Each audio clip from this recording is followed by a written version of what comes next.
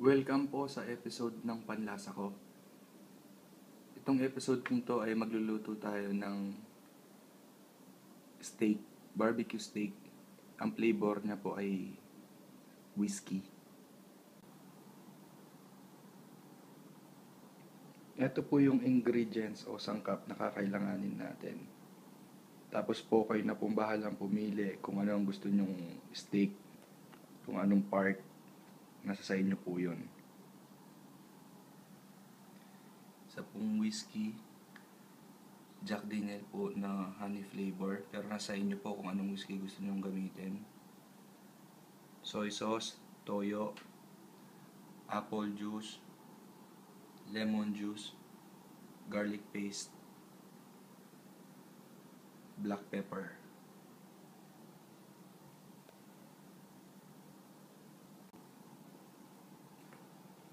Tsaka nga po pala, may nakalimutan ako, sorry po. Ito po yung sikreto ng pampalasa natin.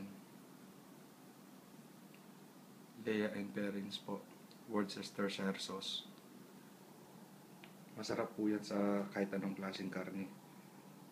Mapa baka man yan o baboy o manok.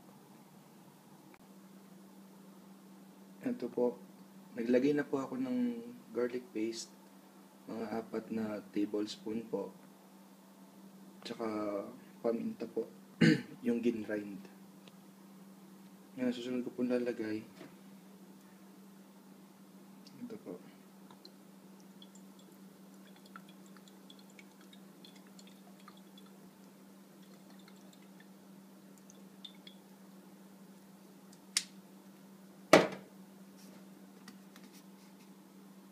Yung toyo.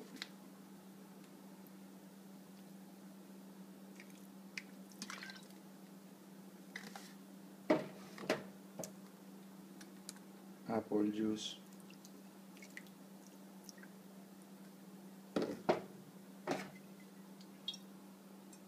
Yung pong whiskey.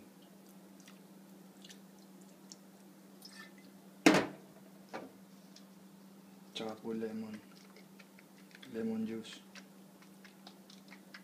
Para may konting kick lang po yan sa lasa.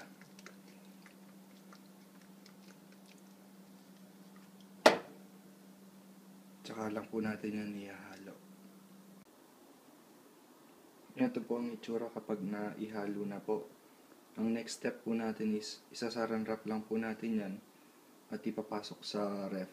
Mga 8 hours po bago natin ihawin o lutuin.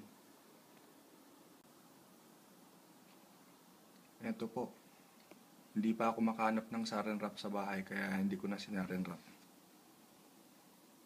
Kaso nga lang po mangangamoy yung garlic sa ref nyo. Pero mabango na naman po yan kaya okay lang. Mga 8 hours po, 6 to 8 hours po, tsaka natin yan lulutuin.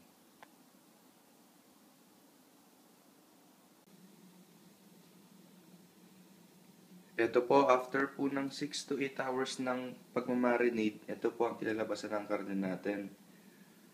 Sa case ko po, wala po akong pang-ihaw, yung sa may charcoal. Sa bahay po, yung stove lang po ang ginagamit ko. Mas masarap po to kung ang gamit yung pang-ihaw ay yung may charcoal o hindi uling. Iihawin lang po natin to at pwede na po tayong kumain.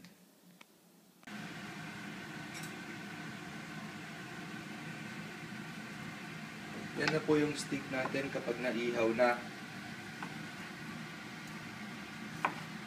Nasa sa inyo po kung anong klaseng pagkaluto ang gusto nyo, kung i-well done nyo o medium rare.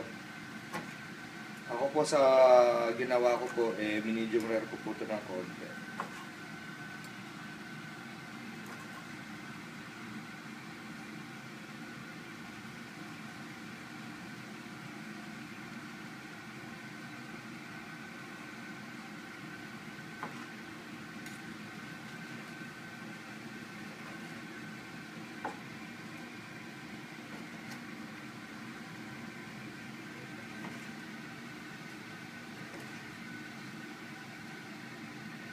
Nakita nyo po yung mga juice niya.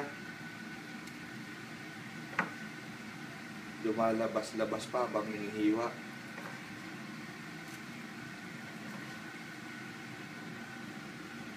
Uy, delisyoso.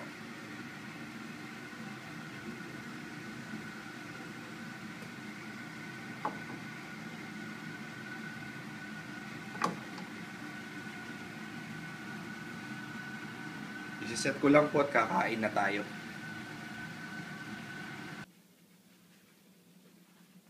Ito naman po yung isa, yung well done po natin.